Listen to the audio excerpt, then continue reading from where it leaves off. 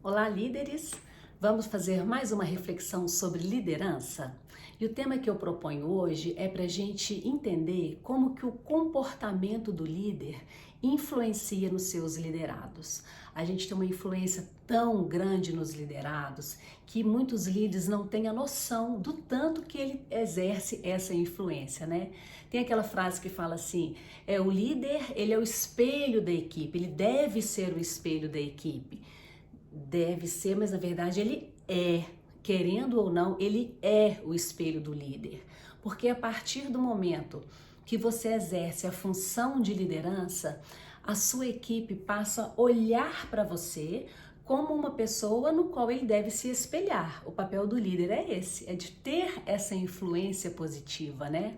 E é muito comum a gente às vezes notar que o setor inteiro fica a cara do líder, né? Às vezes você tem um setor que é uma delícia de ir lá naquele setor. É um setor leve, onde todo mundo sorri, onde as pessoas têm um profissionalismo. Na hora que você vê, é um líder leve, é um líder alegre, é um líder simpático que trata bem tanto os clientes como os outros colaboradores. E isso vai pegando, né, em toda aquela equipe ali. E do mesmo jeito acontece o contrário. Eu lembro de uma empresa no qual tinha uma equipe muito tranquila, um líder muito ponderado, muito educado, muito simpático. E na hora que você chegava naquela equipe, ele foi um líder até que construiu uma equipe, era um setor novo que foi implantado numa empresa, construiu-se uma equipe do jeitinho dele, com muita simpatia, muita educação.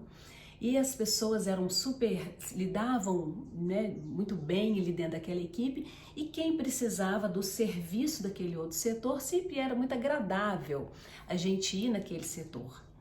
Até que esse líder saiu e foi colocado uma liderança nova para liderar aquele grupo ali daquele determinado setor.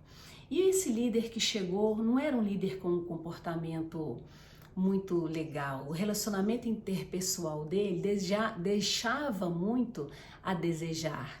E eu fui acompanhando o tanto que a equipe foi se transformando para o lado negativo com o tempo.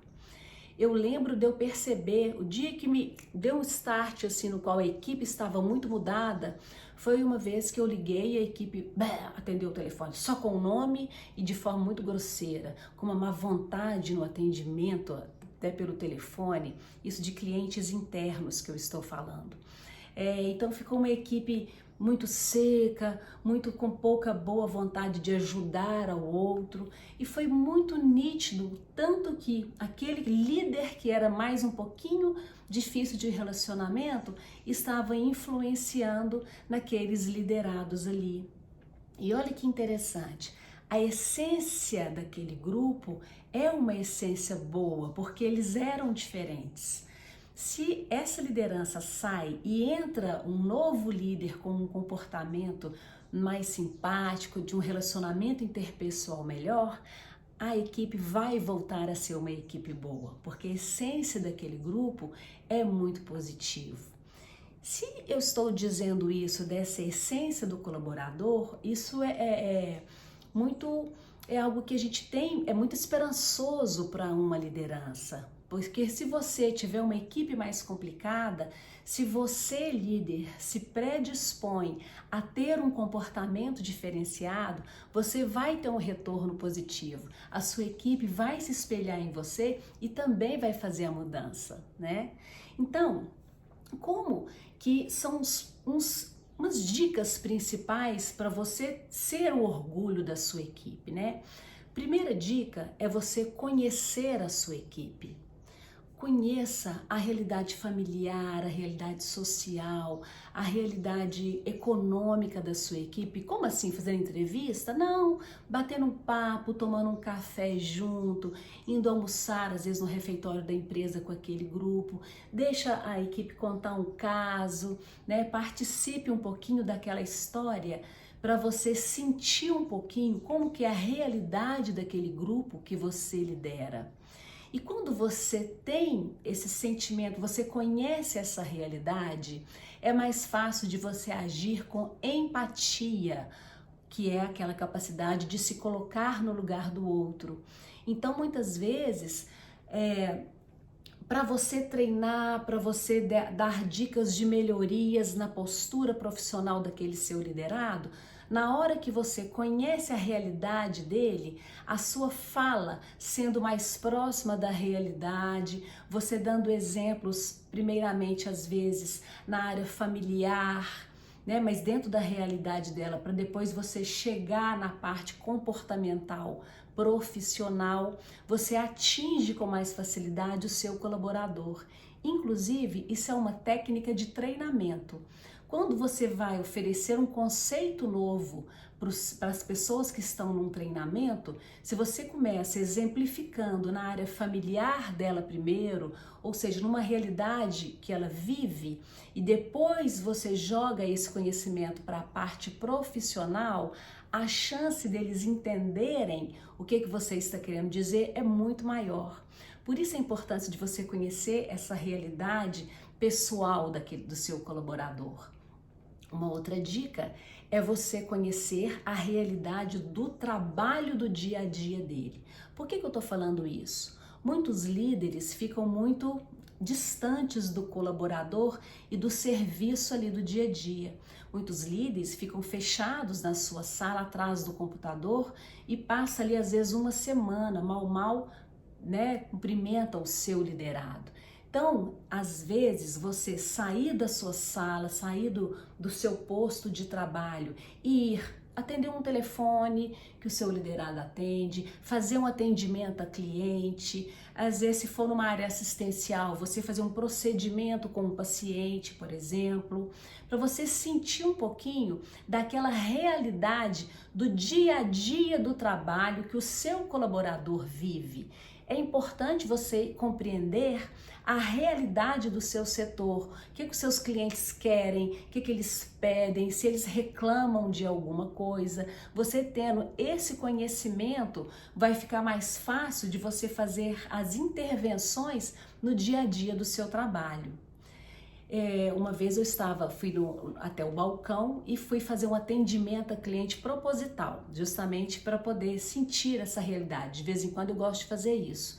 E foi muito interessante a experiência, porque eu fiz o atendimento, era um senhor que tinha chegado para pedir uma informação, eu atendi, né, de uma forma excelente, no qual deve ser, e o senhor agradeceu, falou muito obrigado, sorriu e saiu.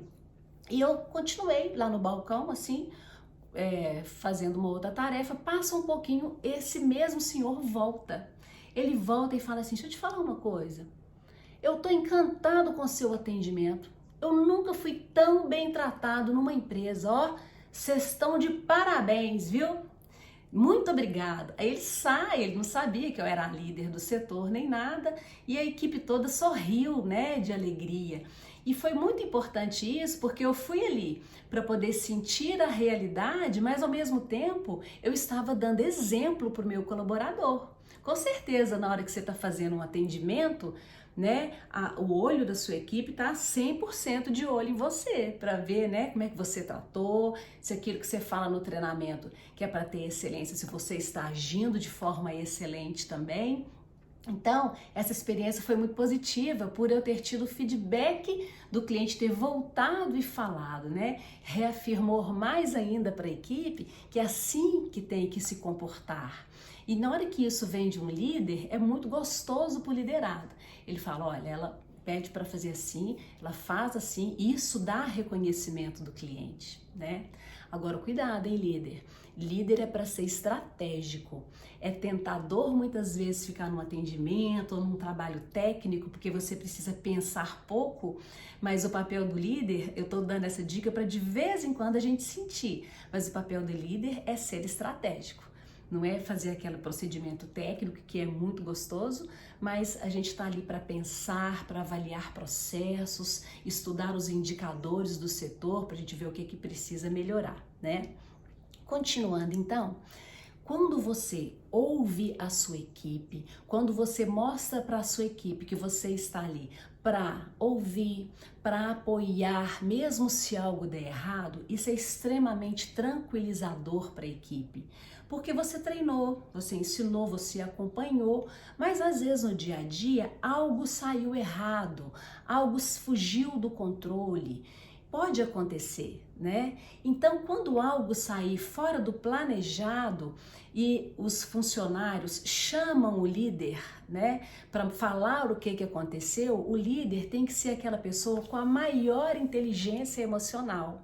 Ele não vai se envolver no problema, ficar nervoso também, porque senão a equipe vai piorar, vai explodir o problema. Se está todo mundo nervoso diante de uma situação adversa, o líder chega com tranquilidade, com simpatia, pensando, né, pela experiência que ele tem, no que ele pode fazer, e ele ser aquela pessoa que resolveu o problema com inteligência emocional, faz a equipe sentir, opa, peraí, meu líder está ali, mesmo se der algum problema, ele vai me apoiar. Porque se o liderado não sentir isso de você, líder, quando precisar de alguma coisa, ele vai esconder o problema de você.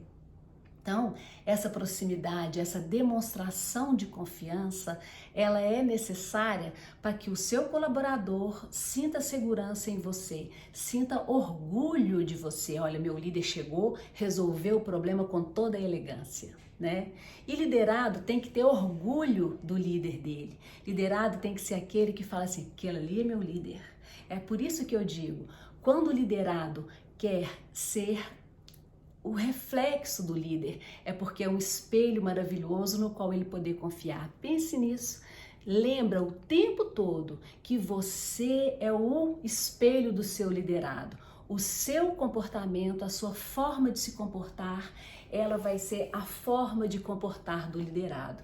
Então, antes de você culpar o seu liderado por algum comportamento, pensa como que está sendo o seu, né?